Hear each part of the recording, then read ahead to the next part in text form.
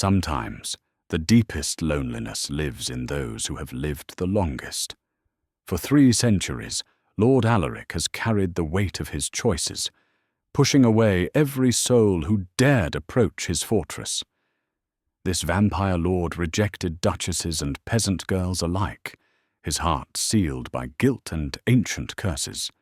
He lived in a stone keep, surrounded by dark forests, neither alive nor dead, just existing in endless solitude. But on one snowy Christmas Eve, a simple widow named Zia knocked on his door. She wasn't seeking his favor or running from his reputation. She just needed shelter for the night while carrying her husband's ashes to the mountains. Something about her quiet grief and honest words began to crack the walls around his heart. What happens when 2 broken souls meet on the holiest night of the year? Before we jump back in, tell us where you're tuning in from. And if this story touches you, make sure you're subscribed, because tomorrow I've saved something extra special for you. The ancient iron cross hung above the great stone fireplace like a weathered sentinel, its edges blackened by 3 centuries of soot and regret. Lord Alaric Blackthorn had stopped looking at it decades ago, yet its presence weighed on him still, a reminder of faith lost and sins that time could not absolve. The cross had been his mother's, blessed by abbots whose names were now forgotten, worn smooth by her devout fingers before the plague took her in his mortal youth. Now it watched over a hall that had seen no prayer in 300 years. The keep stood sentinel on the edge of Thornwick Province, its towers piercing the winter sky like accusing fingers. Built from granite quarried from the nearby mountains, its walls had withstood sieges, storms, and the slow erosion of centuries. Tapestries that once depicted scenes of courtly love and noble quests now hung in tatters, their gold threads dulled to the color of old bone. The great table, hewn from a single massive oak, bore the scars of countless lonely meals, knife marks from a solitary diner who had long forgotten the pleasure of company. Alaric moved through these halls like a ghost, haunting his own tomb. At 6.5 feet tall, he retained the powerful build of the knight he had once been, though his skin held the marble pallor of the undead. His dark hair, untouched by grey despite his centuries, fell to his shoulders in waves that spoke of a man who no longer cared for fashion or appearance. His eyes, once a warm brown, had taken on the deep amber of old whiskey, beautiful and terrible in their intensity. The transformation had come in his 32nd year, in 1425, during a night he still remembered with crystalline clarity. He had been Sir Alaric then, a knight sworn to protect the innocent, a man who believed in honor and justice with the fervor of youth. The vampire who made him had been beautiful, seductive, promising eternal life and power beyond imagination. What she had not mentioned was the hunger that would consume him, the isolation that would follow, and the terrible act he would commit in his first blood-drunk months of immortality. That act haunted him still. Lord Garrett of Millbrook had been a good man, a devoted husband, a father to 3 young children. Alaric had torn out his throat in a frenzy of newfound hunger, leaving a widow named Catherine to raise her children alone. The memory of her screams, her pleading, the way she had clutched her husband's cooling body, these images played behind his closed eyes every dawn as the sun forced him into restless sleep. The guilt had driven him to this self-imposed exile. For 3 centuries, he had refused every attempt at companionship. Noble families had sent their daughters, hoping to curry favor with the mysterious lord who commanded both fear and fascination. Village girls had ventured to his gates, drawn by tales of his dark beauty and rumored wealth. Merchants had arrived with wives and daughters in tow, seeking advantageous marriages for their offspring. He had turned them all away. Some he dismissed with cold politeness. Others he frightened with displays of his supernatural nature, eyes that glowed in darkness, strength that could crush stone, speed that left mortals questioning their own senses. A few, the persistent ones, had required more dramatic demonstrations. Word had spread through the province that Lord Blackthorn was not to be courted, approached, or even acknowledged unless absolutely necessary. The villagers of Thornwick had learned to leave tribute at his gates, livestock, grain, wine, in exchange for his protection from bandits and wild creatures. It was an arrangement that suited both parties. They feared him, yes, but they also understood that his presence kept greater threats at bay. Wolves did not venture near his territory. Brigands found other roads to terrorize. The old lord, whatever his nature, maintained a brutal kind of order. But on this Christmas Eve, as snow fell in thick curtains beyond the keep's narrow windows, Alaric felt the familiar weight of solitude pressing down upon him like a burial shroud. The fire in the great hearth crackled and hissed, but its warmth could not reach the cold that had settled in his bones. Not the cold of winter, but the deeper chill of a life without purpose, without connection, without hope. He sat in his customary chair, a massive thing carved from blackwood and upholstered in faded crimson velvet, reading from a leather-bound volume of Aquinas. Philosophy had become his refuge in these later years, a way to grapple with questions of morality and redemption that had no easy answers. The Latin words blurred before his eyes as wind howled around the keep's towers, carrying with it the scent of snow and something else, something unexpected. The sound came first as a distant rhythm against the storm's fury, the steady approach of footsteps through deep snow. Alaric's head lifted. From his book, his supernatural hearing passing the cadence of the approaching steps. Not the hurried shuffle of a fearful supplicant, or the confident stride of someone seeking favor. These steps were measured, determined, purposeful, despite their obvious weariness. 3 firm knocks echoed through the hall. Alaric set his book aside and rose, his movements fluid despite centuries of existence. Visitors at this hour, on this night, were unprecedented. The storm had been building since sunset, and any sensible traveler would have sought shelter in the village miles below. Yet someone had made the treacherous journey up the mountain path to his gates. The heavy oak door opened with a groan of protest, its iron hinges complaining after years of disuse. Wind and snow swirled into the hall, bringing with them a figure wrapped in a dark wool cloak. The visitor pushed back her hood, revealing a woman perhaps 40 years of age, her brown hair streaked with premature silver, and her face weathered by grief and travel. She was not beautiful in the way of the young women who had been brought to him over the centuries. Her face bore the lines of a life fully lived, with laugh lines around her eyes and deeper creases that spoke of sorrow.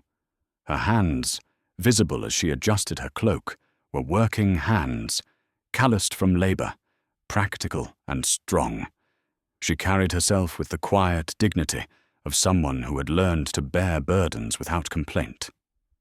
"Lord Blackthorn," she said, her voice carrying a slight tremor from cold, but no hint of fear. "My name is Zia Merrick. I seek shelter for the night."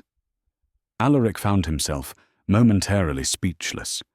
In 3 centuries, no one had ever approached his threshold with such direct simplicity. No elaborate curtsies, no stammered requests for audience, no fearful glances or calculated attempts at seduction. Just a straightforward request from a woman who looked at him as if he were simply a man who might offer hospitality to a fellow traveler. "The village inn," he began, his voice rusty from disuse. "Is 2 hours behind me in this storm," Zia interrupted gently. "I'll not make it back before the path becomes impassable. I ask only for a warm corner by your fire, and perhaps a bit of bread. I can pay." She reached into a travel pack and withdrew a small leather pouch, the contents clinking softly. Coins, by the sound, earned through honest work, not inherited wealth. This woman was a commoner, yet she faced him without the obsequious terror he had come to expect from his social inferiors. "Payment is not necessary," Alaric heard himself say. "Enter, if you will." As Zia stepped across his threshold, shaking snow from her cloak and unwinding the wool scarf from around her neck, Alaric caught sight of something that made his ancient heart stutter in his chest. Strapped securely to her back was a simple clay urn, its surface decorated with painted wildflowers, the sort of vessel used to hold cremated remains. She was traveling with the dead. "Thank you," Zia said simply, her eyes taking in the grand hall with neither awe nor acquisitive interest. She looked around, as one might survey any shelter from a storm, grateful for its protection, but not overly impressed by its grandeur. "This is kind of you." Alaric closed the door against the storm and turned to study his unexpected guest more carefully. Zia had moved toward the fire with the unconscious grace of someone accustomed to making herself at home wherever necessity demanded.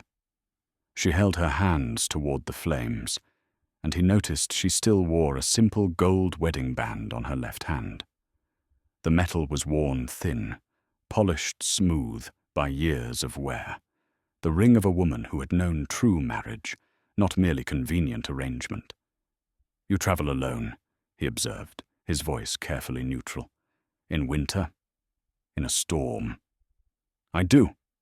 Zia's reply was matter of fact, without defensiveness or elaboration. "That is dangerous." She turned to face him then, and her eyes, deep brown, almost the color his own had been in life, met his without flinching. "Danger is relative, my lord. I've found that what we fear most is often far less terrible than what we've already survived." There was something in her voice, a resonance of shared understanding that made Alaric's carefully constructed walls tremble. Here was someone who had looked into the abyss and found it familiar. Someone who carried her own darkness with the same weary acceptance that he bore his. "The urn," he said, surprising himself with his directness. "My husband." Zia's fingers unconsciously twisted her wedding ring. "Thomas. He died 3 months past. I'm taking his ashes to White Peak Mountain, where he asked to rest. White Peak is 2 days' travel from here. In good weather, yes." She turned back to the fire. "The storm caught me between villages. I saw your lights and hoped for Christian charity." Christian charity. The words struck him like physical blows. When had anyone last credited him with any virtue, let alone one associated with the faith he had abandoned so long ago? Yet this woman, this widow carrying her beloved's remains through a winter storm, spoke of charity as if she expected to find it even here, in the keep of a creature damned beyond redemption. Alaric studied her profile as she warmed herself by his fire. There was no calculation in her presence, no hidden agenda. She had not come seeking his wealth, his power, or his supernatural gifts. She had not even come seeking him.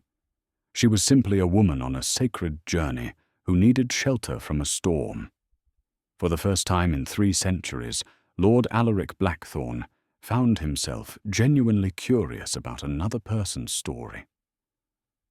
"You will stay the night," he said, and his voice carried a warmth that surprised them both.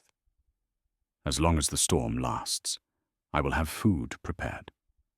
Zia turned to him with a smile that transformed her weathered features, revealing the beauty that grief and hardship had not entirely erased. "Thank you, my lord." Thomas would have liked knowing his wife found such kindness on this night. As she spoke her husband's name, her voice carried such profound love that Alaric felt something stir in his chest, not hunger, not desire, but something far more dangerous, something that felt almost like hope. The clay urn sat on the carved oak table like a quiet accusation, its painted wildflowers cheerful against the dark wood. Thomas's ashes, what remained of a man who had been loved completely, mourned deeply, and would be honored with a final pilgrimage through winter mountains. Alaric found his gaze drawn to it repeatedly as he moved about the hall, preparing a simple meal for his unexpected guest. For 3 centuries, he had dismissed visitors with practiced efficiency. A few cold words, a demonstration of otherworldly power if necessary, and they departed, frightened, disappointed, but ultimately unharmed.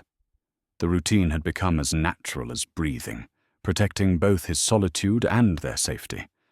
Yet with Zia warming herself by his fire, her presence as comfortable as if she belonged there, every instinct he possessed seemed to have abandoned him. She had not asked his permission to set down her burden. She had simply placed the urn carefully on his table, positioning it with the reverence of someone handling something sacred, then settled into the chair across from his customary seat, as if they were old friends sharing an evening meal. Her assumption of welcome was so complete, so natural, that arguing seemed almost churlish. "I've not had a guest in longer than I care to remember," Alaric said, setting bread, cheese, and winter apples before her. His own hunger was of a different sort entirely, but he had learned centuries ago to maintain the rituals of hospitality, even when he could not partake. "Then I'm honored to break your solitude." Zia tore a piece of bread with hands that trembled slightly from cold and exhaustion. "Though I confess, I expected refusal when I knocked. The villagers speak of you with great care."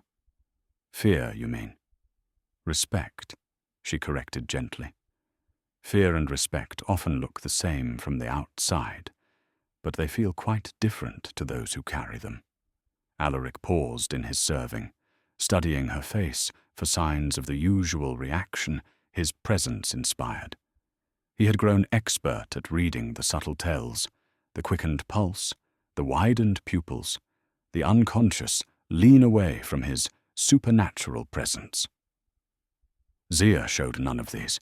If anything, she seemed more at ease now than when she had first arrived, as if his simple hospitality had confirmed some positive judgment she had already formed. "You don't fear me," he said, making it a statement rather than a question. "Should I?" She bit into an apple, the sound crisp in the warm hall. "You've shown me nothing but kindness.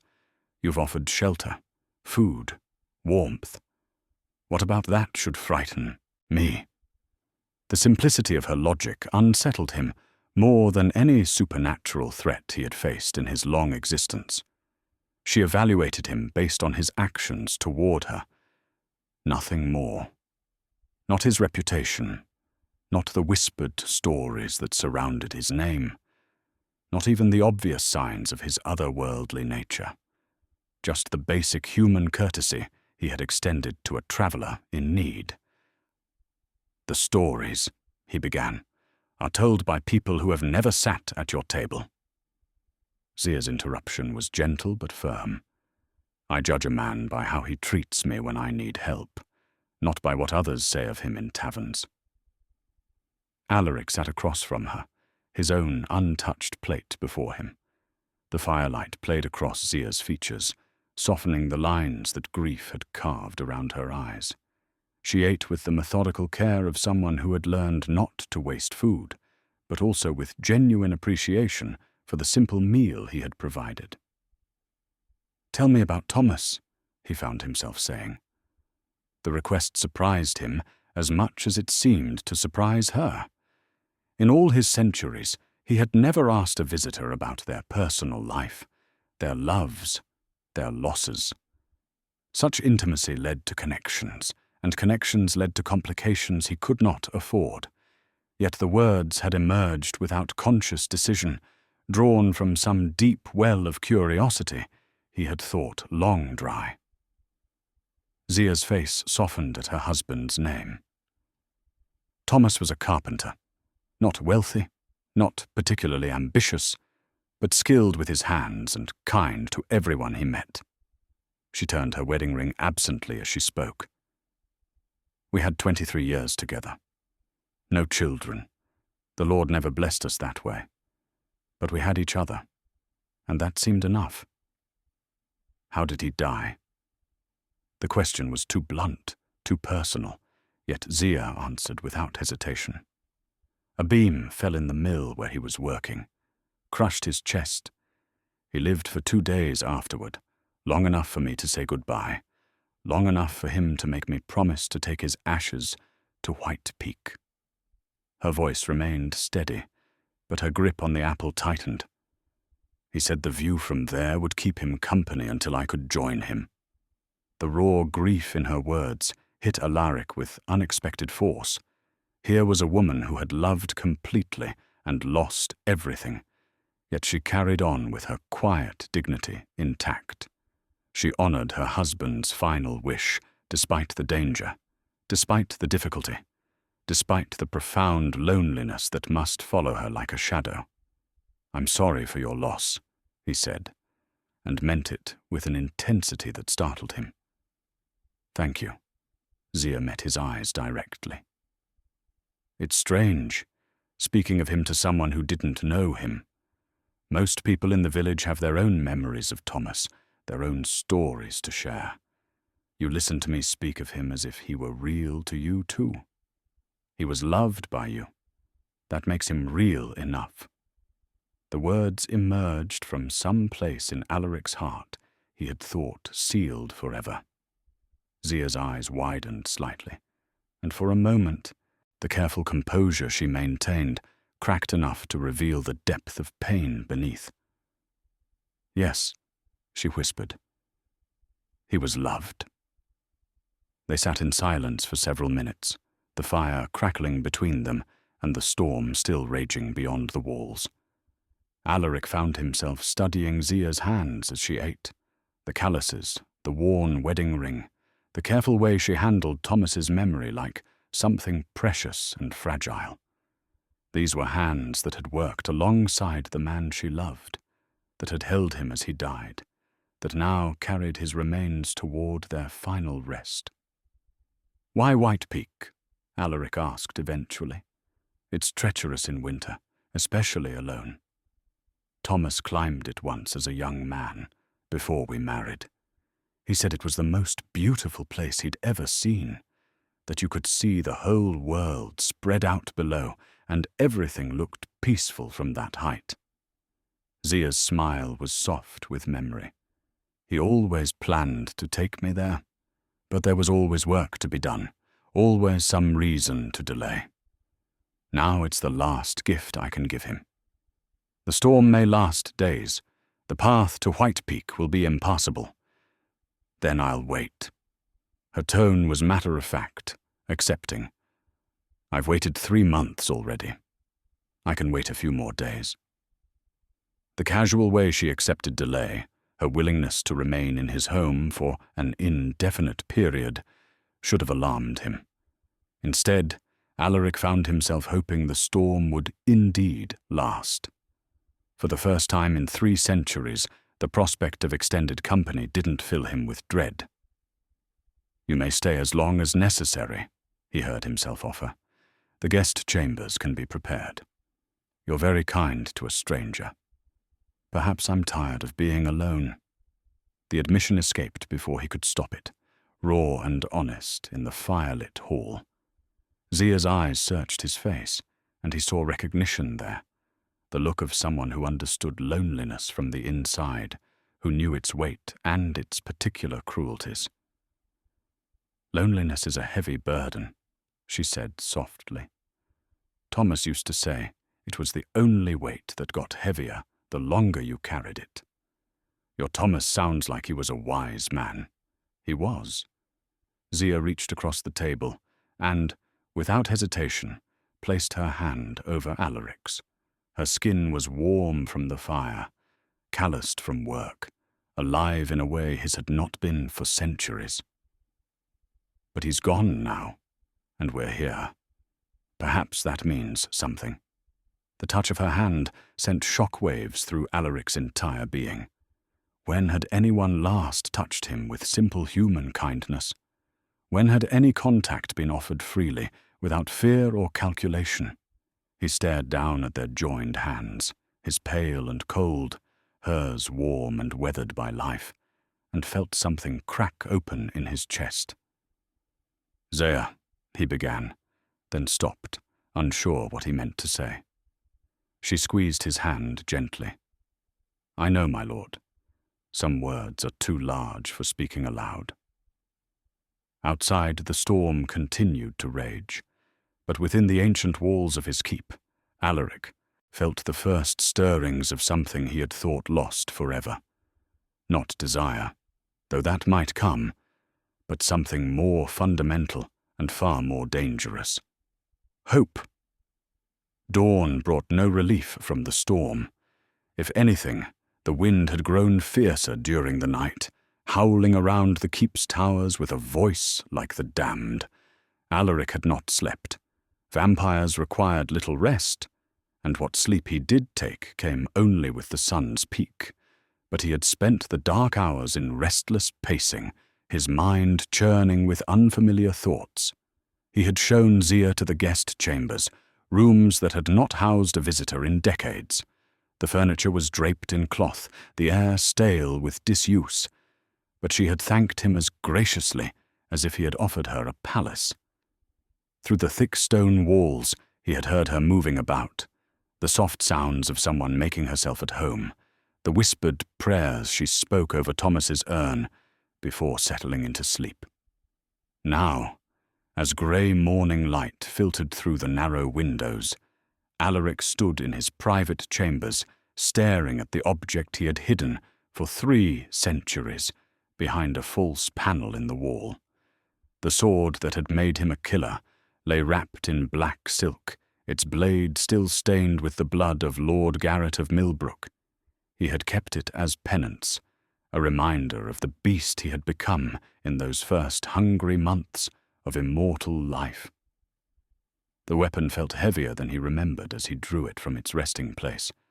Fine craftsmanship, perfectly balanced, designed to take life efficiently and without remorse. He had been a knight once, sworn to protect the innocent. This blade had become the instrument of his damnation. "My lord?" Zia's voice from the doorway made him start. She stood in the entrance to his chambers, dressed in the same simple travelling clothes as the night before, her expression curious but unafraid. Most people would have fled at the sight of him, holding a blood-stained weapon. Zia simply waited for an explanation. "Forgive me," Alaric said, quickly rewrapping the sword. "I didn't hear you approach." "Old habits," she said with a slight smile. "Thomas was a light sleeper. I learned to move quietly in the mornings." Her eyes followed his movements as he returned the weapon to its hiding place. "That's a beautiful blade. Ancient, by the look of it. It has history. Most old things do." Zia stepped into the room, her gaze taking in the sparse furnishings, the heavy curtains drawn against the daylight, the obvious signs of a man who lived without joy. "The storm shows no sign of breaking. I thought perhaps you might like company for breakfast if you eat breakfast." The casual way she included the caveat struck him as oddly thoughtful. She had observed his lack of appetite the night before, but chose not to comment directly. Instead, she offered companionship while allowing him the dignity of his differences. "I would enjoy that," he heard himself say. They descended to the great hall, together, and Alaric found himself seeing his home through her eyes. Dust motes danced in the grey light from the windows. Cobwebs draped the higher corners like abandoned grief. The tapestries hung in tatters, their once bright colours faded to the palette of old sorrow. "This must have been magnificent once," Zia observed, settling at the great table while Alaric moved to prepare her meal. "It was. When I was younger." He caught himself before saying, "mortal." Old habits of concealment died hard. "Grand halls need laughter to stay alive," she said, accepting bread and preserved fruit with quiet thanks. "Stone and timber can only hold so much silence before they start to forget their purpose." Alaric took his customary seat across from her, marvelling at how natural her presence felt in his ancient home. "You speak as if buildings were living things." "Aren't they, in a way? They hold our memories, our conversations, our moments of happiness and sorrow. They become part of who we are." Zia gestured around the hall. "This place remembers being loved once. You can feel it in the bones of it." Her words struck closer to truth than she could know. The keep had indeed been filled with life once. His mortal family's laughter, the bustle of servants, the warmth of human connection. All of that had died with his transformation, leaving only stone and shadow and the weight of accumulated years. "Tell me about your travels," he said, desperate to turn the conversation from his own dark history. Zia brightened at the invitation. "Thomas and I never wandered far from our village, but we dreamed of it. He would read to me from books about distant places, cities with golden spires, forests where the trees grew so tall they touched the clouds, mountains that scraped the sky." She paused, her expression growing thoughtful. "I think that's why he chose White Peak. It was the closest thing to those dream places he could actually reach. And now you're reaching it for him. We're reaching it together." She touched the wedding ring she still wore. "He may not be able to see it with his eyes anymore, but he's with me. Love doesn't end just because the body gives out." The simple certainty in her voice struck Alaric like a physical blow. Here was faith he had lost centuries ago, not religious faith, though perhaps that too, but the deeper belief that love persisted beyond death, that connection transcended the merely physical. "You believe that truly?" "I have to." Zia's smile was soft but determined. "The alternative is that 23 years of marriage, of partnership, of shared dreams and quiet moments meant nothing. That when Thomas died, everything we built together just disappeared. I can't accept that, even though it brings you pain to remember. Pain means it mattered." She met his eyes directly. "If loving someone completely means grieving them completely when they're gone, then grief becomes another way of honoring what we shared." Alaric found himself leaning forward, drawn into her words despite himself. "You're not bitter? After losing so much?" "Some days," she admitted. "Some days I wake up and forget he's gone, and I call his name, and the silence that answers is like a knife. Some days I hate God for taking him, hate Thomas for leaving me, hate myself for not being enough to make him stay." She paused, gathering herself. "But those feelings pass. What remains is the love and the gratitude for having had it at all." The profound acceptance in her voice humbled him. Here was someone who had faced loss without turning away from life, who had stared into the abyss of grief and chosen to keep walking. Her strength wasn't the brittle kind that came from refusing to acknowledge pain, but the deeper resilience of someone who had felt everything and chosen hope anyway. "You shame me," he said quietly. "That's not my intention." Zia reached across the table again, her hand finding his with the same natural ease as the night before. "We all carry our sorrows differently. Perhaps yours have simply been heavier, or carried longer." If only she knew how right she was. 3 centuries of guilt, of isolation, of punishing himself for a single moment's loss of control, he had turned away from every offered connection, convinced he deserved nothing but solitude. Yet here was this woman who had every reason to retreat from the world, choosing instead to complete a journey of love through winter mountains. "Stay another day," he said impulsively. "Even if the storm breaks, the paths will need time to clear. I wouldn't want to impose. You're not imposing. You're—" He struggled to find words for what she was. A revelation, a reminder of what he had lost, a glimpse of what might still be possible. "You're the first person in longer than I can remember who has made me want to be better than I am." Zia's eyes searched his face, and he wondered what she saw there. The monster he believed himself to be, or the man he had once hoped to become. "Then I'll stay," she said simply, "for as long as you'll have me." The pressed flower fell from the pages of Zia's prayer book like a whisper of memory made tangible. Alaric watched from across the hall as she knelt to retrieve it, her fingers trembling slightly as she lifted the delicate bloom that had somehow retained its pale yellow color despite obvious age. "From your wedding bouquet?" he asked, though he already knew the answer from the reverent way she held it. "Wild daisies." Zia's voice was soft with remembrance. "Thomas picked them himself the morning of our wedding. Said he couldn't afford roses from the merchant. But these grew free in the meadow where he first kissed me." She placed the flower carefully back between the pages.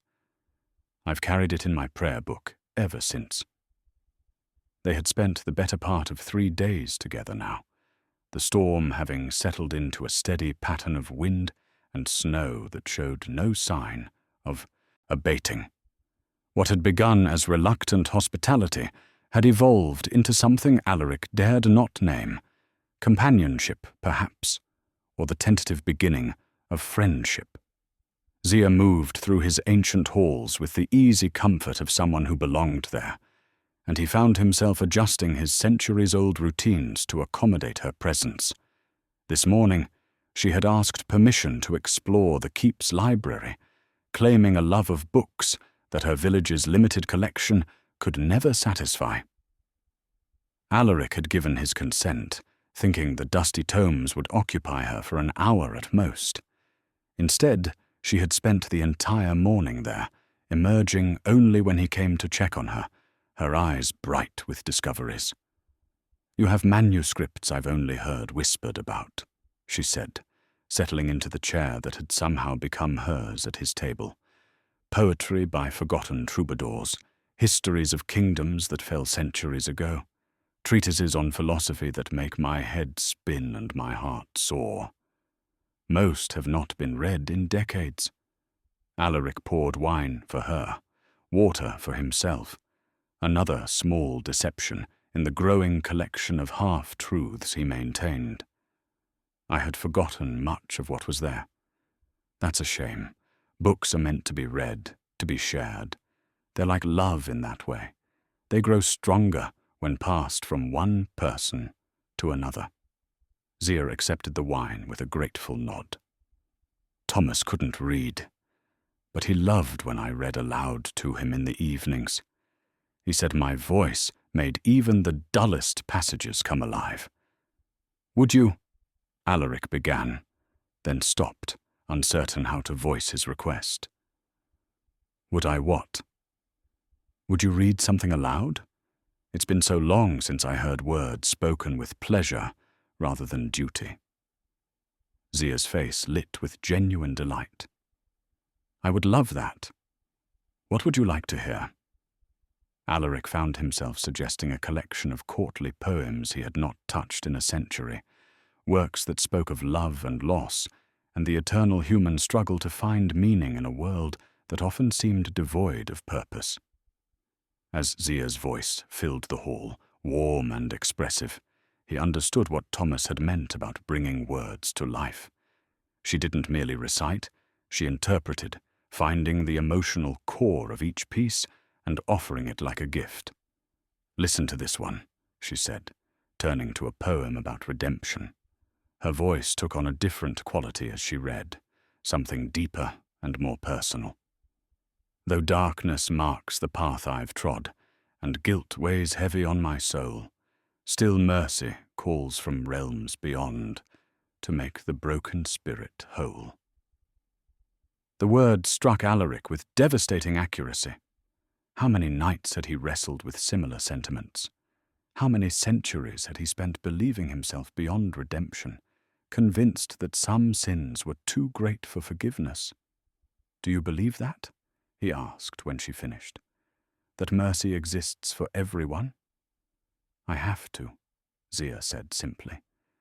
"If I believed that some people were beyond forgiveness, beyond love, beyond the possibility of change, then I would have to believe the same might be true of myself." She set the book aside, her expression thoughtful. "We all do things we regret, Alaric. Some larger than others, some with consequences that echo through years. But I think the capacity for goodness exists in every heart, no matter how deeply it's been buried." She had begun using his given name without asking permission, and he found he didn't mind. The formality of titles seemed absurd when she sat in his hall reading poetry aloud, when she spoke of mercy and redemption as if they were possibilities rather than distant dreams. "You speak of forgiveness as if it were simple." "Simple, yes. Easy, no." Zia reached across the space between their chairs and took his hand, a gesture that had become natural over their days together.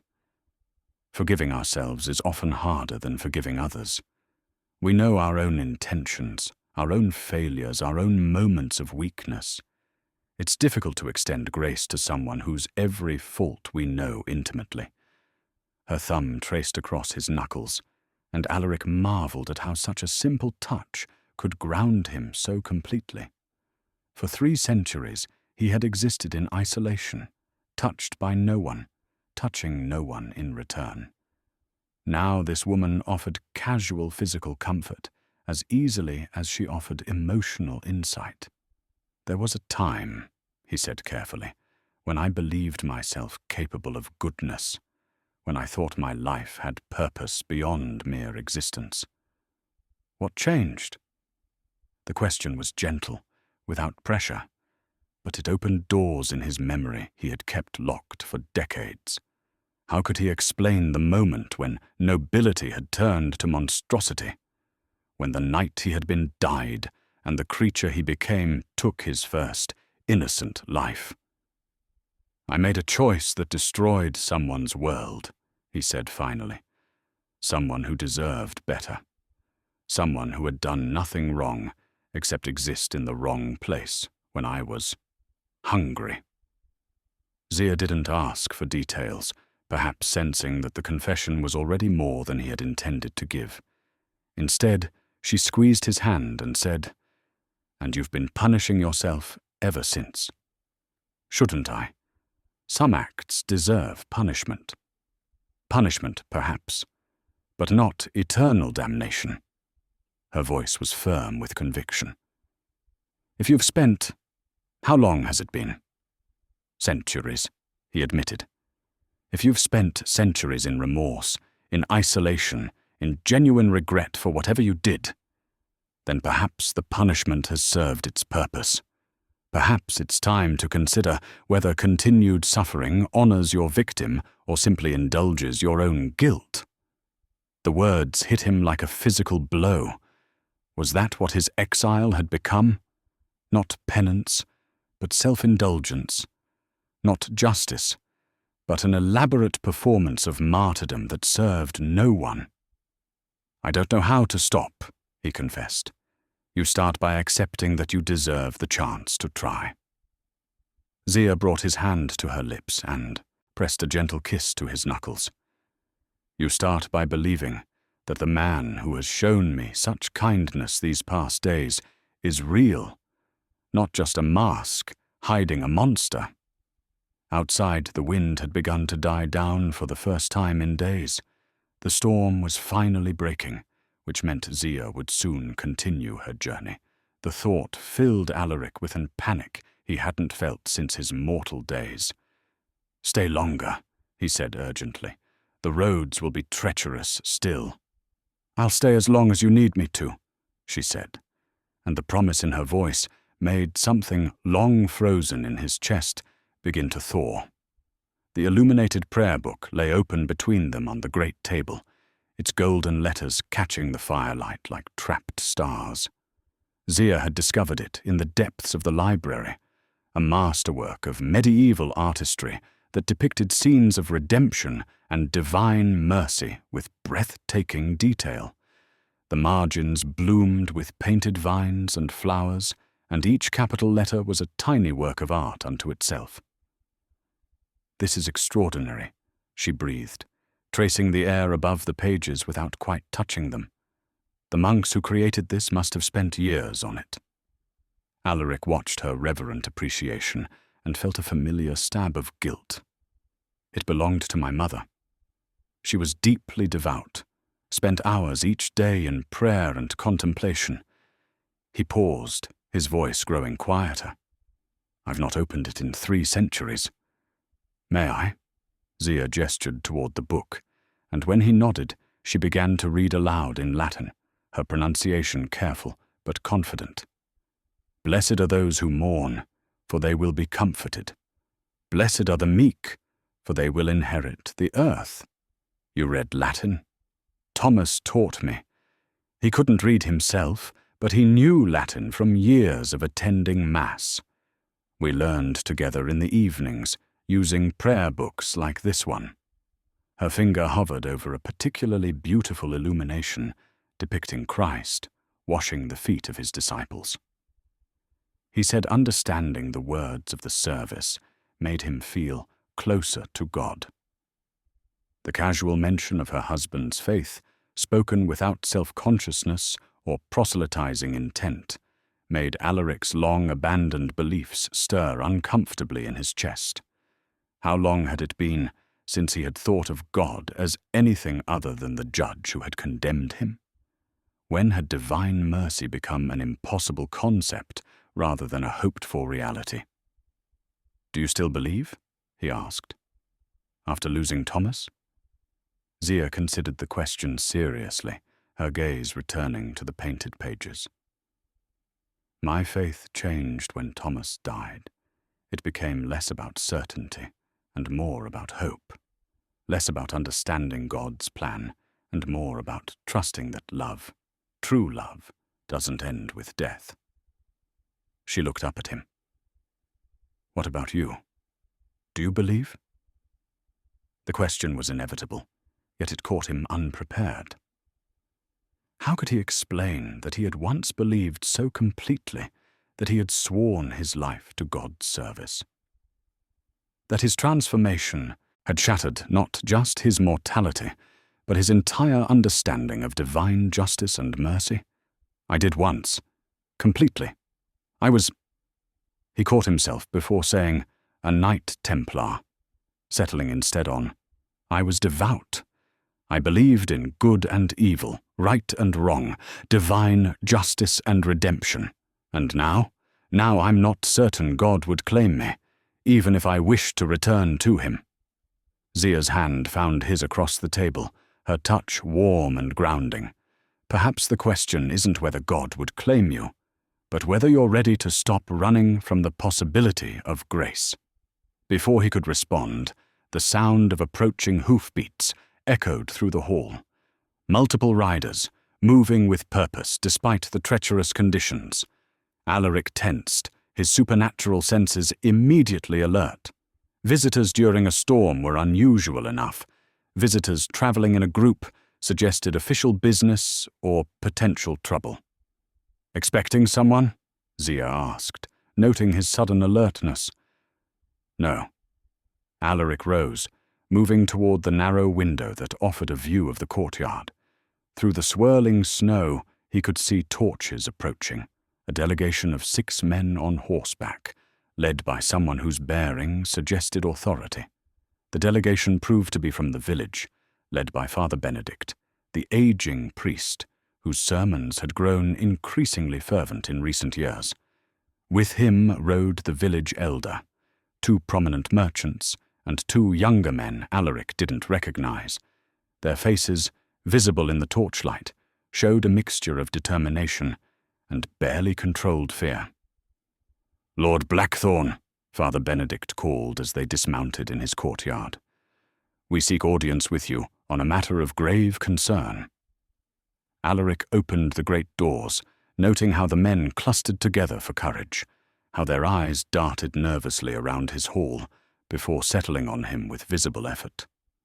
Then Father Benedict's gaze fell on Zia, who had risen from the table but made no move to hide or withdraw. "Mistress Merrick," the priest said, his voice tight with disapproval. "We had hoped to find you safe." "I am safe, Father," Zia replied calmly. "Lord Blackthorn has shown me every courtesy." "Has he indeed?"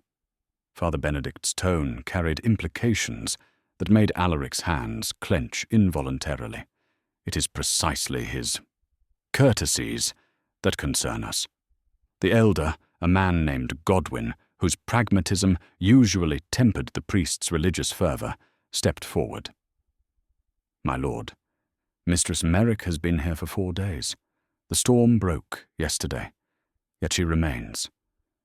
The village grows concerned for her welfare." "My welfare is my own concern," Zia said firmly, before Alaric could respond. "I am a widow, not a child. I may choose my own company and my own shelter." "Not when that choice leads you into damnation," Father Benedict snapped, his composure cracking. "Do you not see what you've done, woman? You've entered the den of a creature whose very nature corrupts all it touches. Your presence here scandals the entire community." The word creature hung in the air like an accusation. Alaric felt the familiar weight of judgment, the automatic assumption of evil that had followed him for centuries. Yet this time, something was different. This time, he had someone standing beside him who saw beyond the assumptions. "You speak of things you do not understand," Zia said, her voice carrying a steel that surprised everyone present. "I have found nothing here but kindness, hospitality, and intelligent conversation. If that scandals you, perhaps the failing lies not in my host, but in your own narrow view of Christian charity." Father Benedict's face flushed red. "You defend him. A creature of darkness who has done nothing but offer shelter to a traveller in need," Zia interrupted, "which, if I remember my scripture correctly, is precisely what our Lord commanded us to do." She gestured toward the prayer book still open on the table. "Were you not the one who preached just last month about showing mercy to strangers? Not to demons wearing human form." The accusation struck Alaric like a physical blow, not because it was untrue. He was indeed no longer fully human, but because of how completely it dismissed any possibility of change, growth, or redemption. In the priest's worldview, some things were simply evil. End of discussion. "Enough." Alaric stepped forward, his voice carrying the authority of centuries.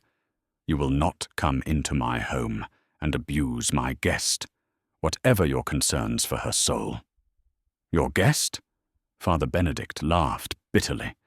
"Is that what you call the poor woman you've ensnared?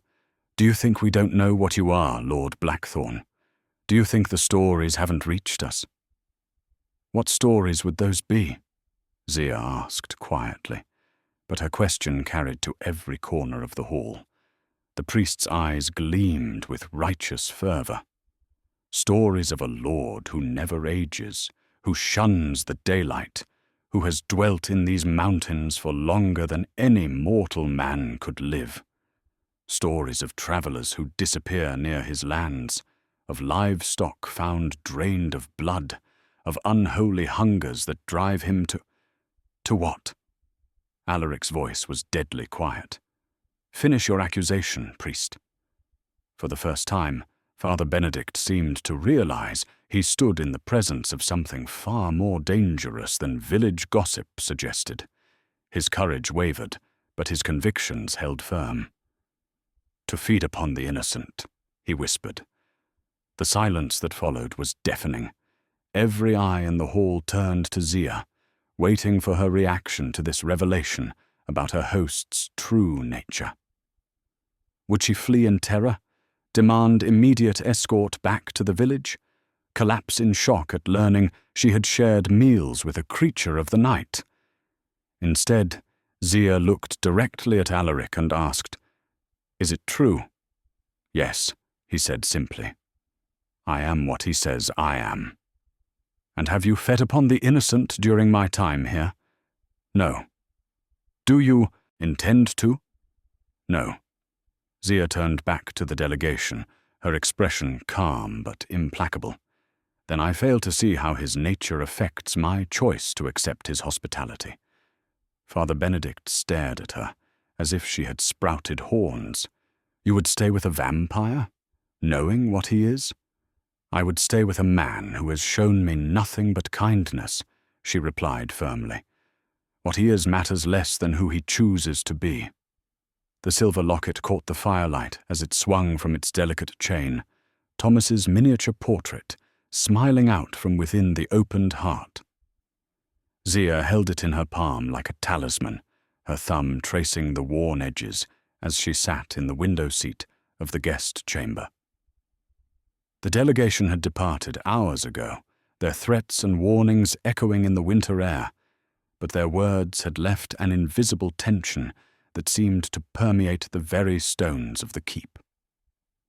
Alaric stood in the doorway, neither entering nor retreating, his immortal frame frozen in indecision. The truth was finally between them, all of it, spoken aloud in language that left no room for misinterpretation. He was a vampire, a creature of darkness, a killer who had taken innocent life in moments of blood-drunk madness. She was a mortal woman, faithful and good, who should, by all logic, flee from his presence in terror. Yet she remained, studying her husband's portrait, as if drawing strength from a love that transcended death itself. "Tell me about the murder," she said quietly, not looking up from the locket. The request struck him like a physical blow. In 3 centuries, no one had ever asked for the details of his transformation, the specifics of his fall from grace. Most either feared to know or assumed they already understood the nature of vampire corruption. "Zia, please," she finally raised her eyes to meet his. "If I'm to truly understand who you are, I need to know what you've done. Not the rumors, not the assumptions. The truth." Alaric moved into the room slowly, settling into the chair across from her window seat. The distance between them felt vast despite the small space, weighted with centuries of guilt and shame he had never shared with another soul. "Her name was Catherine Milbrook," he began, his voice barely above a whisper. "She was beautiful, kind, everything a knight should aspire to protect. I loved her from afar, as was proper. She was married to Lord Garrett, a good man who deserved better than the fate I brought to his door." Zia listened without judgment, her hand still cradling the locket, as if Thomas's presence could somehow protect them both from the darkness of his confession. "The vampire who turned me spoke of power, of eternal life, of the ability to protect those I loved forever. She made it sound like a gift rather than a curse.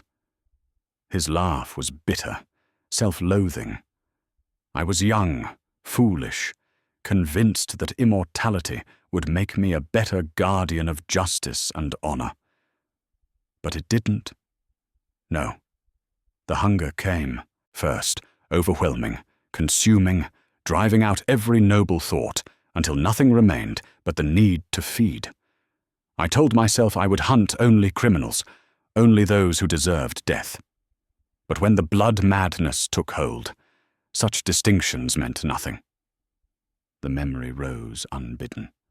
The moonless night when he had cornered Lord Garrett returning from a late visit to his estates. The terror in the man's eyes as Alaric's fangs descended. The desperate struggle that ended in torn flesh and spilled blood. The sound of Catherine's screams when she found her husband's body the next morning. I killed him not because I hated him, but because I envied him, Alaric continued, his voice breaking. He possessed what I could never have. Catherine's love, her devotion, her gentle touch. In my madness, I convinced myself that removing him would somehow give me a chance with her. But it didn't. No, it only destroyed the woman I claimed to love.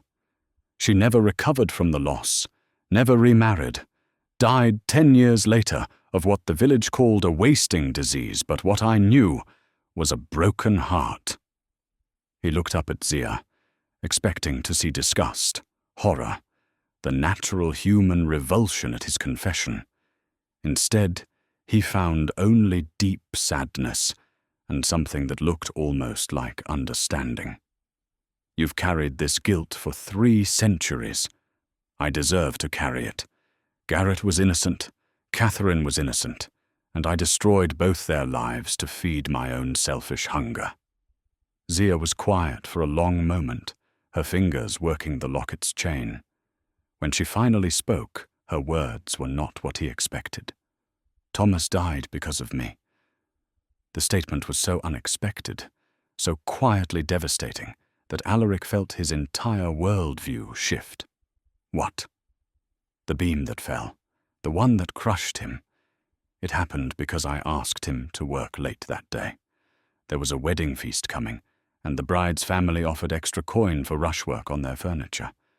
I thought of the money we could save, the small luxuries we might afford.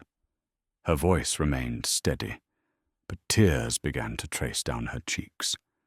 Thomas was tired, working beyond his usual hours because I urged him to accept the commission.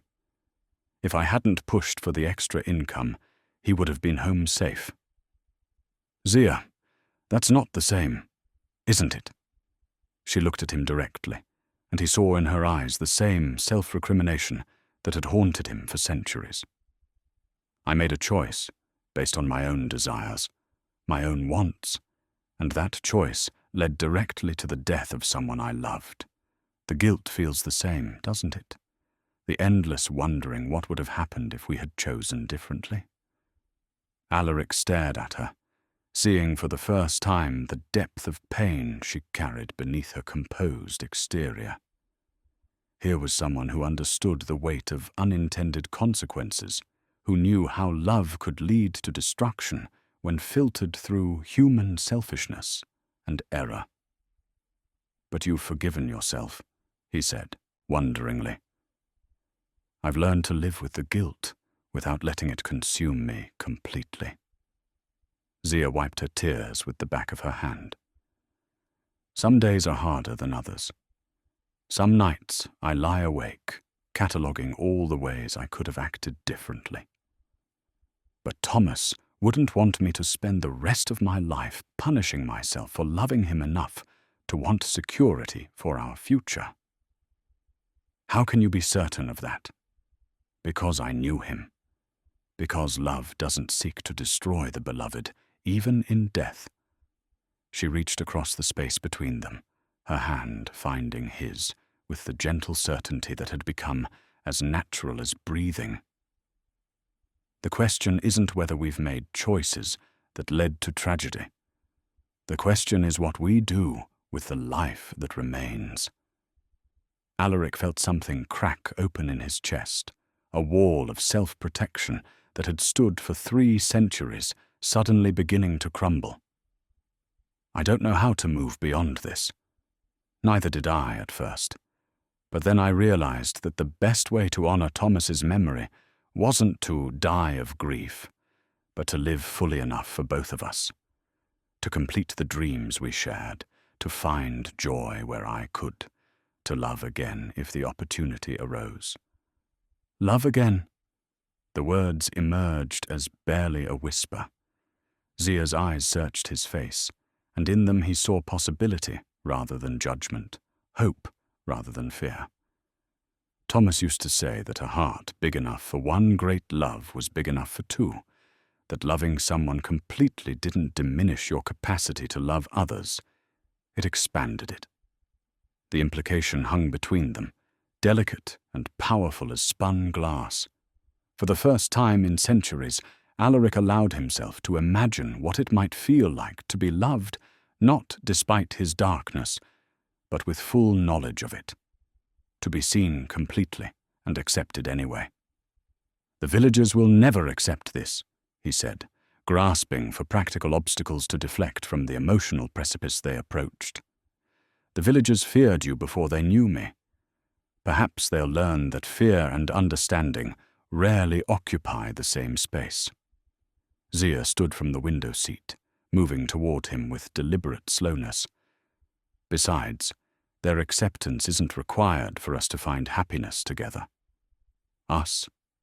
She knelt beside his chair, her hands framing his face with gentle courage. If you'll have me, if you're brave enough to try. The hidden portrait lay face down on the dusty floor where it had fallen, dislodged from its secret compartment by Zia's innocent search for additional candles. She had been exploring the narrow passages behind the library walls, following servant corridors that hadn't seen use in decades, when her shoulder brushed against what appeared to be solid stone. The panel had shifted under pressure, revealing a space no larger than a prayer book, designed to hide something precious from prying eyes. Now that something lay between them like an accusation made manifest. Alaric stared at the wooden frame as if it contained his own death warrant. His face had gone absolutely pale, an impressive feat for someone already corpse-white, and his hands trembled with a violence that spoke of profound shock rather than mere surprise. Alaric? Zia's voice carried gentle concern as she knelt beside the fallen portrait. What is it? Don't, he began, then stopped, his voice failing him entirely. But it was too late. Zia had already turned the painting over, revealing a masterwork of portraiture that depicted a woman of extraordinary beauty. Golden hair fell in elaborate braids around a face of classical perfection, while blue eyes gazed out with intelligence and warmth. The style dated the work to at least 4 centuries past, yet the subject appeared no older than 25, captured in the full bloom of youth and happiness. More disturbing still was the way the woman held herself, the confident posture of someone deeply loved, the subtle smile of a wife secure in her husband's devotion. Everything about the portrait spoke of matrimonial bliss, of a love so profound it transcended the artist's mere pigments and canvas. She's beautiful, Zia said softly. Who was she? Alaric's silence stretched until it became an answer in itself. When he finally spoke, his words emerged as broken whispers pulled from the depths of a centuries-old wound. Lady Catherine Milbrook. The name struck Zia like ice water.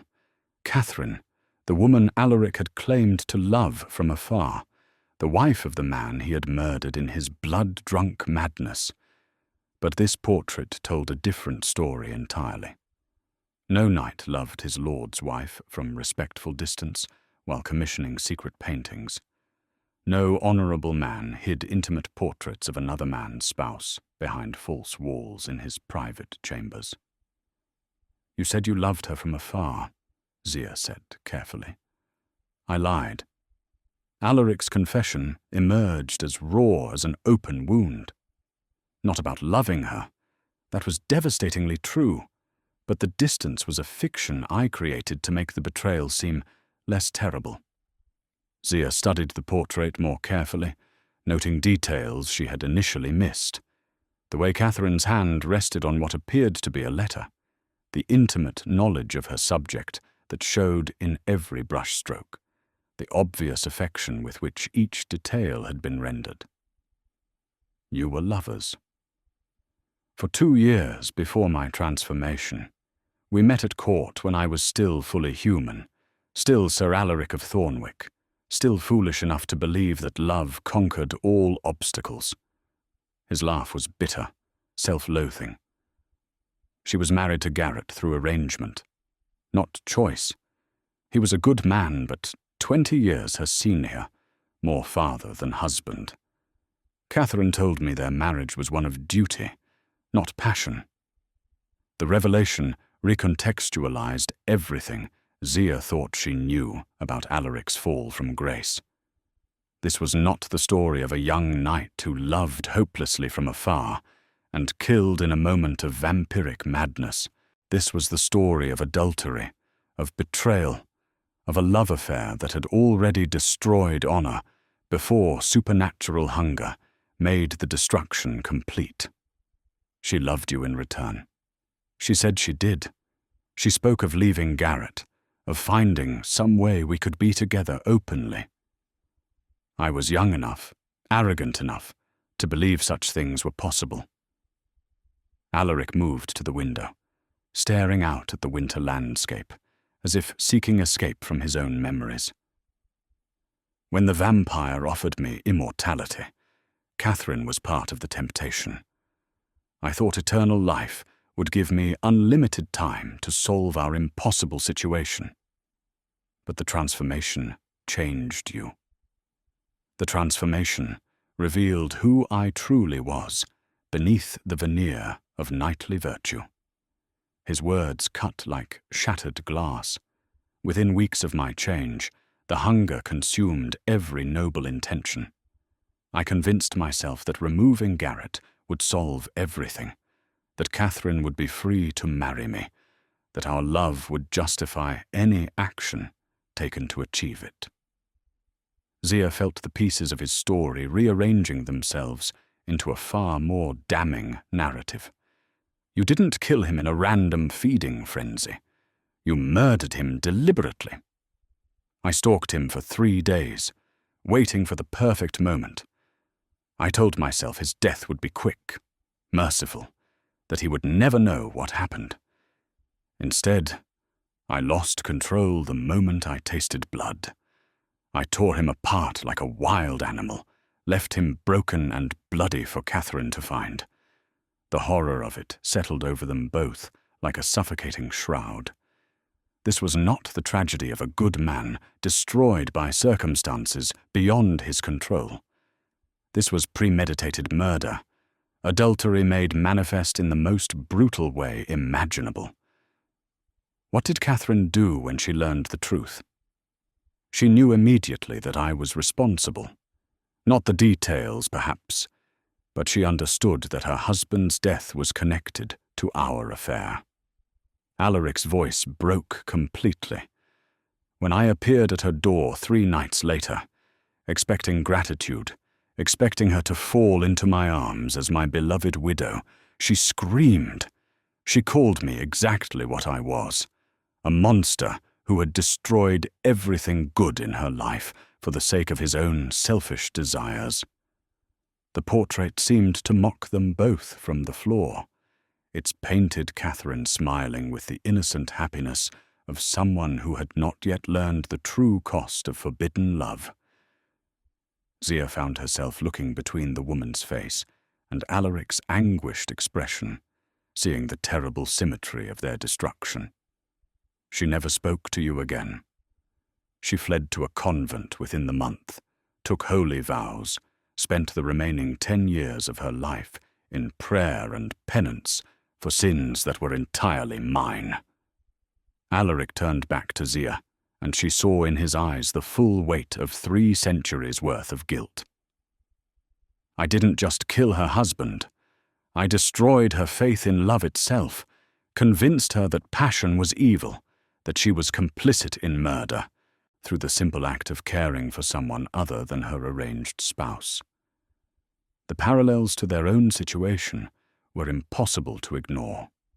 Here was Zia, a widow carrying her husband's ashes to their final rest, finding herself drawn to another man who carried the blood of innocence on his hands.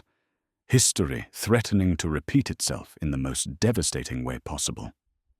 "You think I'm Catherine reborn," Zia said, understanding flooding through her like cold water. "I think I'm a fool who learned nothing from 3 centuries of isolation." Alaric's words carried the weight of absolute despair.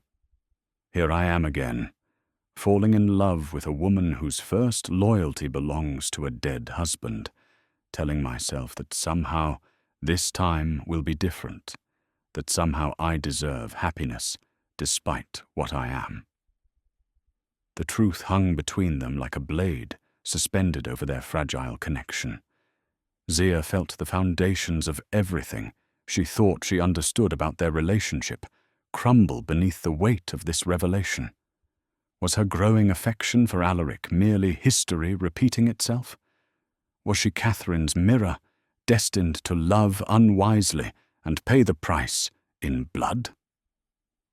"The villagers," she said suddenly, understanding clicking into place. "That's why they fear you so completely.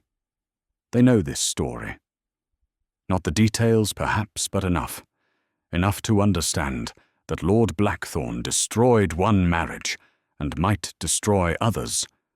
Enough to see any woman who enters my keep as another Catherine, another innocent, drawn into corruption by a creature who should never have been allowed to touch mortal love." The sound of horses approaching through the night made them both freeze. Multiple riders, moving with urgency despite the treacherous conditions. Torches flickered through the falling snow, and even from this distance they could hear angry voices raised in argument and accusation. "They're coming back," Zia whispered, "with more men this time." Alaric's supernatural hearing picked up details she could not. "Father Benedict has convinced them that you're in mortal danger, that I've corrupted you as I corrupted Catherine." "Have you?" The question escaped before she could stop it, raw and desperate and terrible in its implications.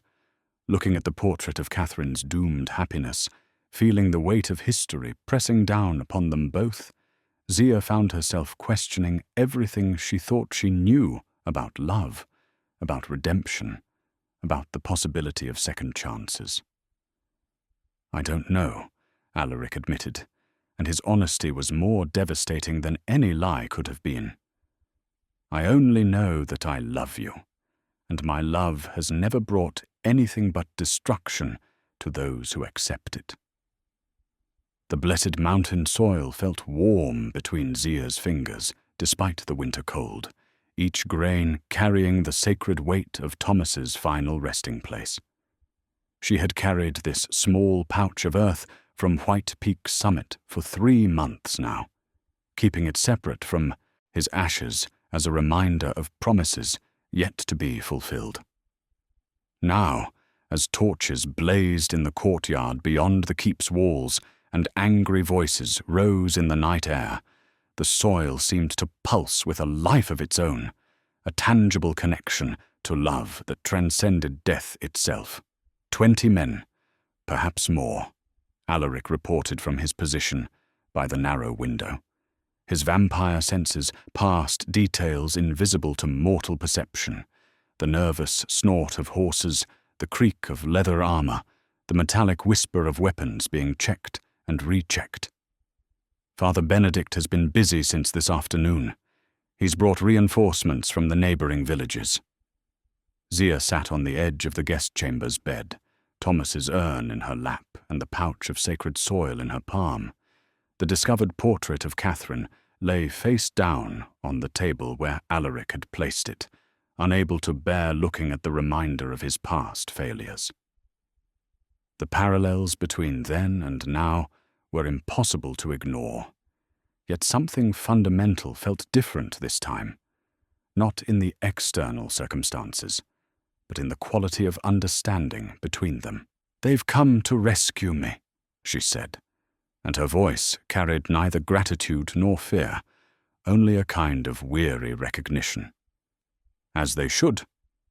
Alaric moved away from the window, his movements carrying the restless energy of a caged predator. I am exactly what they believe me to be, a creature whose love brings nothing but destruction. You should go with them, Zia. Complete your pilgrimage to White Peak. Honor Thomas's memory. Live the peaceful life you deserve. Is that what you want? The question stopped him mid-pace. What I want is irrelevant. What matters is keeping you safe from the corruption I represent. That's not what I asked. Zia stood, setting the urn carefully on the bed before approaching him. Do you want me to leave? Not what you think is best for me, not what duty demands, not what guilt whispers in your ear during the dark hours. Do you want me to go? Alaric's carefully maintained composure cracked, revealing the desperate longing beneath. God help me. No, I want you to stay. I want to believe that somehow this time could be different, that 3 centuries have taught me something about the difference between selfish desire and genuine love. And what have they taught you? That love isn't about possessing someone. It's about wanting what's best for them, even when that means letting them go. He reached for her hands, his touch gentle despite his supernatural strength.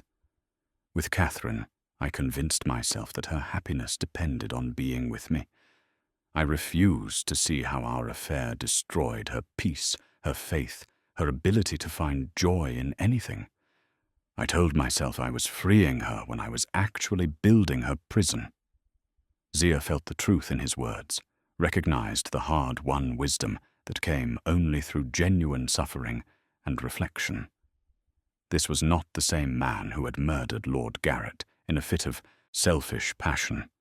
3 centuries of isolation had transformed him into someone capable of genuine selflessness, a terrible irony that made his self-imposed exile all the more tragic.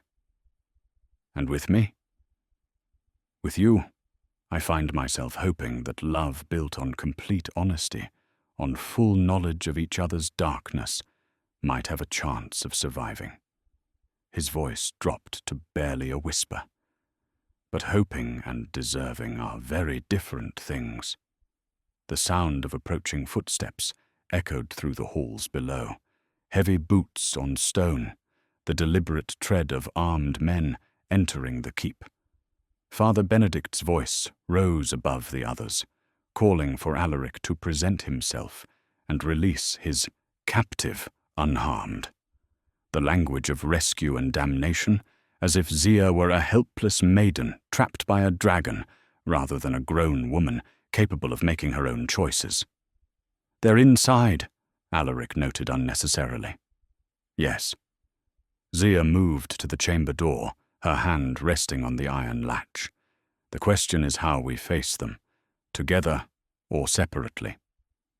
Zia, I've made my choice, Alaric. She turned to face him fully, her expression calm but implacable. I'm not Catherine. I didn't come to you through adultery or deception. I have no husband to betray, no marriage vows to break. I'm a widow who found unexpected companionship with a man who showed me kindness when I needed it most. A man who is also a killer, a creature of darkness whose nature matters less than his choices. Zia's interruption was firm but gentle. You could have fed on me 12 times over these past days. You could have used supernatural compulsion to bend me to your will, could have taken advantage of my grief and vulnerability. Instead, you offered shelter, conversation, and honest confession of your failures. Those are not the actions of a monster, regardless of what you are. Outside the door, Father Benedict's voice grew more insistent. Lord Blackthorn, we know the woman is here. Release her immediately, or face the consequences of your unholy communion. Alaric's jaw tightened at the priest's words. Unholy communion. as if what's growing between us is inherently corrupt, simply because I'm no longer fully human. Is it corrupt? Zia asked seriously. When you touch me, when you speak of love, when you look at me as if I'm precious, does any of that feel unholy to you? It feels like the first sacred thing I've experienced in 3 centuries, he admitted. But perhaps that's exactly the corruption they fear. Perhaps demons are most dangerous when they begin to believe themselves capable of redemption. Or perhaps redemption is real, and some wounds can heal given enough time and the right medicine. Zia reached into her traveling pack and withdrew something that made Alaric's breath catch in his throat. A small wooden cross, carved from mountain pine and worn smooth by countless hours of handling. Thomas made this for me during his final illness. He said it would remind me that love doesn't end with death. It just changes form. Zia, I cannot touch such a thing. Can't you? She extended the cross toward him, holding it steady despite his obvious distress. Or won't you? Because you've convinced yourself you're beyond grace?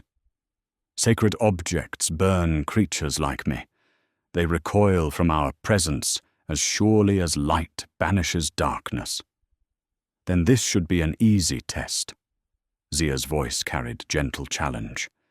If you're truly damned beyond redemption, if our love is nothing but corruption, masquerading as grace, then you won't be able to touch this. But if there's hope for your soul, if 3 centuries of penance have earned you even the smallest chance at salvation, then perhaps... Alaric stared at the offered cross as if it were a serpent poised to strike. Every instinct screamed at him to retreat, to maintain the safe distance between himself and anything that might test his assumptions about his own damnation. Yet Zia's faith, not religious faith necessarily, but her deeper belief in the possibility of change, called to something in him that refused to be silenced. Lord Blackthorne, Father Benedict's voice echoed from the great hall below. You have 1 minute to present yourself before we come to retrieve what you have stolen. I haven't stolen anything, Alaric murmured, his eyes still fixed on the cross. No, Zia agreed, but perhaps it's time to stop hiding from what you might have found. Slowly, as if moving through water, Alaric extended his hand toward the carved wood. His fingers trembled as they approached the sacred symbol, and he braced himself for the agony he had experienced centuries ago, when forced proximity to holy objects had burned his flesh like acid. The wood was warm beneath his palm, smooth, solid, utterly mundane in its lack of supernatural reaction. No burning, no pain, no divine rejection of his touch, just the simple reality of carved pine, shaped by loving hands and offered with open heart. I don't understand, he whispered. Neither do I, Zia admitted. But understanding isn't always necessary. Sometimes faith, in redemption, in love, in second chances, is enough to begin with. The sound of boots on the stairs outside their door galvanized them both into action.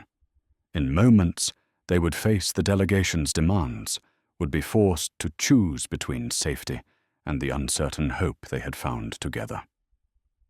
Whatever happens, Zia said, tucking the cross safely back into her pack alongside the pouch of sacred soil, I want you to know that these days with you have been precious to me. You've reminded me that my heart isn't buried with Thomas, that I'm still capable of feeling something other than grief. And you've shown me that monsters might not be beyond redemption after all, Alaric replied. Whatever the cost, I'm grateful for that gift.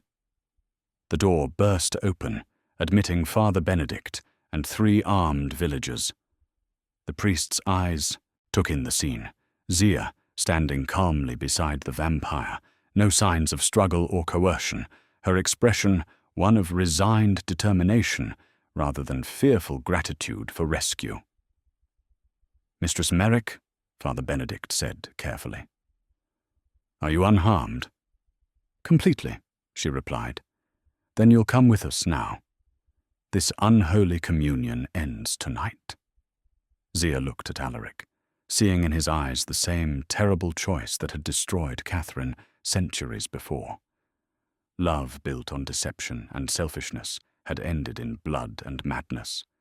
But love built on honesty and mutual understanding, might that have a chance of surviving the world's opposition?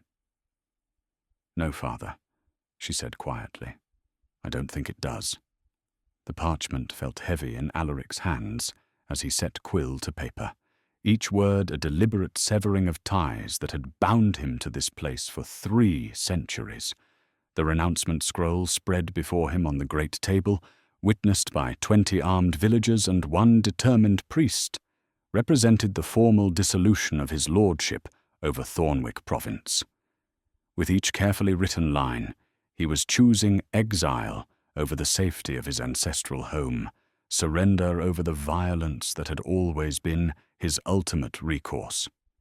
"I, Lord Alaric Blackthorn, do hereby renounce all claims to lands, titles and protections granted to my family line," he read aloud as he wrote, his voice carrying to every corner of the hall. "I surrender all rights of lordship and remove myself from these territories, never to return under penalty of death." Father Benedict watched with barely concealed satisfaction as the vampire lord formalized his own banishment. "You do this willingly?" "I do this out of love," Alaric replied, not looking up from his careful script. The distinction mattered to him, even if it made little difference to those who had come to drive him away. Zia stood in the doorway leading to the guest chambers, her travelling pack secured to her shoulders, and Thomas's urn cradled in her arms. She had said nothing since declaring her intention to refuse rescue, but her presence radiated a calm determination that unsettled everyone present. This was not how rescue missions were supposed to unfold. The victim was meant to be grateful, not resistant. "Mistress Merrick?" Father Benedict tried again, his voice taking on the patient tone he might use with a confused child. "You need not feel obligated to this creature out of misplaced gratitude, whatever hold he has over you. He has no hold over me, except my own freely given affection," Zia interrupted calmly. "I am neither enchanted nor coerced. I am a widow who has found unexpected companionship, and I choose where to bestow my loyalty." Elder Godwin stepped forward, his weathered face creased with concern. "Zia, child, think of what you're saying. This being is not natural, not safe. The stories we've heard are stories about a man's past, not his present choices." Zia's voice remained steady, reasonable, maddeningly logical. "Judge Alaric by his actions toward me, not by rumors spoken in taverns by people who have never broken bread at his table." "His actions?" One of the younger villagers, a blacksmith named Harold, spoke up with barely controlled anger. "What about Lord Garrett? What about the cattle found drained of blood? What about travellers who disappeared near his lands?" Alaric's quill paused over the parchment. These were accusations he could not dismiss, incidents that painted him as the monster these people believed him to be. Yet as he prepared to confess to crimes both real and imagined, Zia's voice cut through the tension. "What about them? You speak of disappearances and attacks, but can any of you name a specific victim from the past 100 years? Can any of you point to evidence beyond suspicious circumstances and inherited fears?" Her challenge rang clear in the great hall. "Fear creates its own monsters, gentlemen. Sometimes the stories we tell ourselves are more dangerous than the truths we refuse to examine." The silence that followed was telling. Father Benedict's face flushed red with frustrated authority, while several of the younger men shifted uncomfortably under her steady gaze. The truth was that Alaric's reputation had grown in the telling, fed by suspicion and superstition rather than documented attacks. The Lord Garrett incident was 3 centuries past, Zia continued. Since that time, how many of you have been harmed by Lord Blackthorn? How many of your families have suffered at his hands? How many of your livestock have actually been found drained rather than simply missing after wolves or thieves? The cattle, Harold began, were found with their throats torn, yes. By wolves, most likely, or wild dogs. Blood loss in a carcass left outdoors looks much the same, regardless of the predator responsible. Zia's practical tone cut through supernatural fears like a blade through silk. You've allowed old stories to convince you that every shadow hides a vampire, every misfortune springs from supernatural malice. Alaric found himself staring at her in amazement. Without lies or misdirection, using only logic and direct challenge, she was dismantling 3 centuries of accumulated legend. These men had come prepared to face a monster. Instead, they found themselves defending assumptions they had never properly examined. Even if that were true, Father Benedict said desperately, the spiritual danger remains. This creature is damned, an abomination before God. Any association with him risks corruption of the soul. Does it? Zia turned her full attention to the priest. You speak with such certainty about God's judgment, Father. Tell me, when exactly did the Almighty share his final verdicts with you? When did you become privy to divine decisions about redemption and damnation? The theological challenge struck Father Benedict like a physical blow. As a priest, he could hardly claim direct revelation, yet his entire argument rested on absolute knowledge of God's will regarding supernatural creatures. Scripture teaches mercy, forgiveness, and the possibility of redemption for all who seek it. Zia's voice carried the authority of someone who had wrestled with faith through genuine loss. It speaks of love that casts out fear, of judgment belonging to God alone, of welcoming strangers regardless of their nature. You would twist holy words to justify congress with demons. I would use holy words to justify compassion for someone who has shown me nothing but kindness. Zia's eyes blazed with conviction. If that makes me a heretic in your eyes, Father, then perhaps your God is smaller than mine. The accusation of heresy hung in the air like drawn steel. Several of the villagers crossed themselves reflexively, while others looked uncertainly between their priest and this widow who challenged his authority with such calm conviction. Alaric signed his name to the renouncement with a flourish, then set down his quill and faced the assembled crowd. It is done.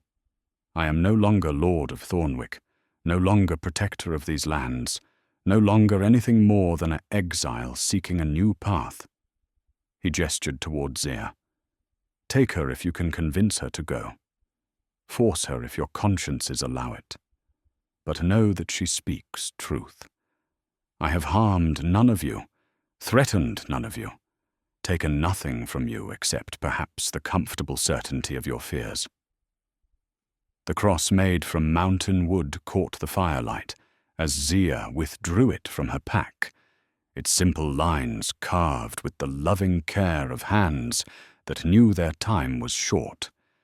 She held it steady in her palm, and every man in the hall could see that the sacred symbol cast no shadows of fear across her face, only the gentle light of someone who had found peace through unexpected means. Thomas carved this during his final weeks, she said, her voice carrying clearly through the great hall. He told me it would remind me that love changes form but never truly dies, that faith means believing in possibilities we cannot yet see. Father Benedict's eyes fixed on the crude wooden cross with obvious confusion. You speak of faith while defending a creature of darkness? I speak of faith because I've seen it proven in the most unlikely place. Zia stepped closer to Alaric, close enough that their shoulders nearly touched. "Watch, Father. Watch and see what your theology cannot explain." Without hesitation, she placed the wooden cross directly into Alaric's palm. The silence that followed was profound. Every person present knew the stories, understood the fundamental truth that vampires recoiled from holy objects as surely as flame retreated from water. Yet here was a creature of the night, holding a cross carved by a dying man's hands, showing no sign of pain, burning, or supernatural rejection. "Impossible," Father Benedict whispered. "Is it?" Elder Godwin stepped forward, his practical mind wrestling with evidence that contradicted everything he thought he knew. "Or have we been wrong about the nature of damnation itself?" Alaric stared down at the cross in his palm, feeling its weight not as a burden, but as a benediction. The wood was warm, smooth, completely ordinary in every way, except for what its acceptance might mean. 3 centuries of believing himself beyond redemption, and now this simple test suggested otherwise. "I don't understand it either," he said quietly, "but I cannot deny what we all see." Harold the blacksmith, whose anger had burned hottest moments before, found his voice first among the wavering crowd. "If he can touch blessed objects, if the stories were wrong about that, then perhaps they were wrong about other things as well," Godwin finished thoughtfully. Father Benedict's authority began to crack like ice in spring thaw. His certainty about divine will, about the absolute nature of supernatural evil, suddenly seemed less sure than it had moments before. If a vampire could handle sacred objects without harm, what else might their assumptions have gotten wrong? "The ability to touch blessed wood proves nothing," the priest insisted desperately. "Satan himself was once an angel of light. Corruption can wear many masks." "Can it?" Zia turned to face the crowd, her expression serene but implacable. "Then judge not by masks, but by fruits. In 6 days of close companionship, has Lord Blackthorn shown me anything but courtesy, kindness, and honest confession of his failures? Has he attempted to corrupt my faith, seduce me through supernatural means, or harm me in any way?" "He has had opportunity," Elder Godwin admitted reluctantly. "If his intentions were truly evil, then I would be dead, or worse." Zia's blunt assessment made several villagers flinch. A creature with supernatural strength, immortal cunning, and predatory hunger could have done whatever he wished with a lone widow traveling through winter storms. Instead, he offered shelter, shared his food, listened to my stories of Thomas, and treated me with the respect due any guest. The logic was undeniable, and even Father Benedict seemed to recognize that his theological certainties were crumbling under the weight of practical observation. If Alaric was truly the monster they believed him to be, Zia should be dead, or at minimum, showing signs of supernatural coercion. "Perhaps," said a quiet voice from the back of the crowd, "we have misjudged the situation." The speaker was old Martha, the village's eldest resident, and a woman whose wisdom was respected even when it challenged conventional thinking. She pushed through the crowd with the slow dignity of her advanced years, her eyes fixed not on Alaric, but on the cross he still held. "I remember stories my grandmother told," Martha said carefully. "Stories from before the fear grew so large it swallowed the truth. She said there were some among the cursed who sought redemption rather than corruption, who chose isolation, not to hunt, but to protect others from their nature." Father Benedict turned on her with desperate authority. "Old woman, you speak blasphemy." "I speak memory, Father. Memory of a time when we understood that even the fallen might seek to rise again." Martha's ancient eyes met Alaric's across the crowded hall. My grandmother spoke of lords who chose hunger over killing, solitude over spreading their curse, endless years of penance over moments of evil satisfaction. Such creatures would still be damned in the eyes of God, the priest insisted. Would they? Martha's question was gentle but devastating. A man who chooses suffering over sin, who protects others at the cost of his own happiness, does that sound damned to you, Father? Or does it sound like someone seeking the path to salvation despite the terrible burden of his nature? The cross in Alaric's hand seemed to grow warmer as Martha's words settled over the crowd like snow. Here was validation he had never dared hope for, recognition that his 3 centuries of isolation might have been penance rather than mere self-pity, that choosing to suffer rather than spread his curse might actually mean something in the divine economy. I have tried, he said simply. For 300 years, I have tried to be better than the monster I became in those first blood-drunk months. I do not know if that effort means anything to God, but it has meant everything to me. Zia stepped closer, taking his free hand in both of hers. It means something to me as well, and perhaps in the end, that's enough to begin with. The crowd began to shift, uncertainty replacing the rigid certainty they had carried into the keep. Fear remained, but it was now tempered by doubt, by the possibility that their assumptions might have been wrong, that redemption might be more complex than they had imagined. Father Benedict stood alone in his absolute convictions, watching his authority dissolve like salt in water as his congregation began to see salvation where he insisted only damnation could exist. The new shared home bore little resemblance to the fortress of isolation it had once been, where narrow windows had formerly admitted grudging slivers of light. Broader openings now welcomed the spring sunshine that streamed across polished floors. The heavy curtains that had shrouded the great hall in perpetual twilight were gone, replaced by simple linen panels that danced in the mountain breeze. Most striking of all, the ancient iron cross above the fireplace had been joined by other symbols. Thomas's wooden cross carved from mountain pine, illuminated prayer books opened to passages about mercy and redemption, and fresh flowers that Zia gathered weekly from the meadows below. 6 months had passed since that winter night, when a widow's knock had shattered 3 centuries of solitude. The transformation had not been instant or easy. Trust, once broken, healed slowly, and the villagers of Thornwick still watched their former lord with careful eyes. But fear had gradually given way to grudging acceptance, and acceptance had begun to bloom into something approaching respect. Alaric stood in the courtyard, watching Zia tend the garden they had planted together in the space where armed delegations had once gathered.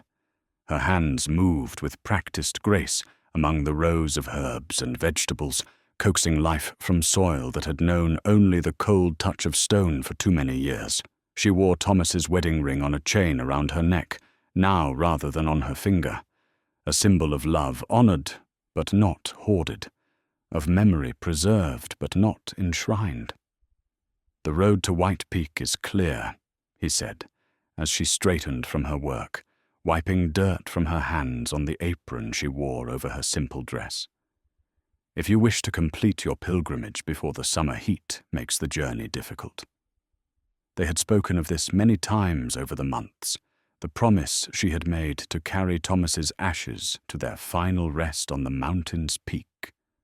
The jar sat now on the mantel in their shared chambers, no longer a burden to be borne alone, but a sacred trust they would fulfill together. "Tomorrow, then," Zia said, moving into his arms with the natural ease that had developed between them. "It feels right somehow. Spring is the season for endings that become beginnings." Alaric held her close, still marveling at the simple miracle of human warmth, of acceptance freely given despite full knowledge of his nature. The hunger still lived in him, would always live in him, but it no longer defined his existence. Through Zia's patient love and his own hard-won discipline, he had learned to find sustenance that did not require taking life. Game blood, freely offered animal sacrifice from the village herds, and careful rationing had replaced the feeding frenzies of his early years. "Are you ready?" he asked. "To let him go?" Zia was quiet for a long moment, her face turned toward the distant peak of White Peak Mountain, visible through the spring haze. "I think so. Thomas would have liked knowing his ashes found their rest with help from someone who loves me." He believed that love multiplied rather than divided, that hearts had room for more than one great affection. The journey to White Peak took them 2 days of steady climbing, through trails that bloomed with wild flowers and echoed with bird song. They traveled light, carrying only essentials, and the precious urn that had waited so long for this final journey. At night, they made camp under stars that seemed closer here in the thin mountain air, and Zia read aloud from the prayer books that had become their shared evening ritual. "Do you think he knows?" she asked on their final night before reaching the summit. "Do you think Thomas understands that I've found happiness again? If love persists beyond death, as you believe." "It does," Alaric replied. "Then surely he knows, and surely he approves. You've honored his memory not by remaining forever faithful to grief, but by learning to live fully enough for both of you." The summit of White Peak greeted them at dawn with a view that stretched across the known world. Valleys and forests spread below like a vast tapestry, while distant mountains rose like cathedral spires against the morning sky. Here, at the roof of their world, the air was so clear and still that it seemed to hold eternity itself. Zia opened the urn with reverent hands, and together they scattered Thomas's ashes to the wind that would carry him to every corner of the landscape he had loved. The carpenter who had dreamed of distant places would rest now in a spot that touched all horizons, his final journey completed with the love and care he had deserved. "Rest well, my dear," Zia whispered as the last of the ashes disappeared into the mountain air. "Rest knowing you were loved completely, and that your love made me strong enough to love again." They stood in silence as the sun climbed higher, warming the sacred peak where love had finally been given its due. When they finally turned to begin their descent, Zia carried only the empty urn and a heart lightened of its burden of grief. The village of Thornwick greeted their return with something approaching celebration. Children who had once hidden from the Dark Lord now waved shyly from doorways. Merchants lingered to exchange pleasantries. Even Father Benedict managed a grudging nod of acknowledgement, his theological certainties having been tempered by the undeniable evidence of redemption lived out in daily choices. Their keep had become more than a home. It had become a sanctuary, where the wounded could find healing, where the lost could discover hope, where love proved stronger than the darkest curses. Travelers seeking shelter found welcome rather than fear, and gradually the stories told about Lord Blackthorn began to change from tales of terror to legends of transformation. In the evenings, when the work of the day was done and the mountain air carried the scent of Zia's flowers through open windows, Alaric would sometimes find himself wondering at the strange mercy that had brought them together. A vampire who had believed himself beyond redemption, and a widow who had almost lost faith in the possibility of second chances. Together, they had created something neither could have imagined alone. Sometimes the deepest loneliness indeed lived in those who had lived the longest, but sometimes in the most unexpected moments, through the most unlikely encounters, that loneliness found its match in another soul, brave enough to believe that love conquered even death itself.